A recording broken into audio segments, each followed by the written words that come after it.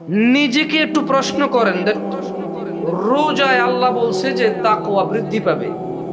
তাকওয়ার বাংলা অর্থ দুইটা হয়।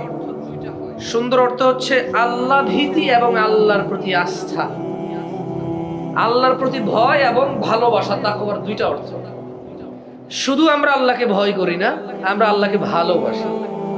আমরা যে আল্লাহকে ভালোবাসি এর সাক্ষী আল্লাহ নিজেই দিচ্ছেন।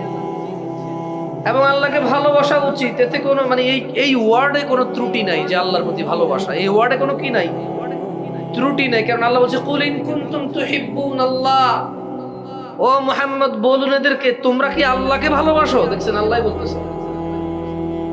তার মানে ভালোবাসা শব্দ আল্লাহর সাথে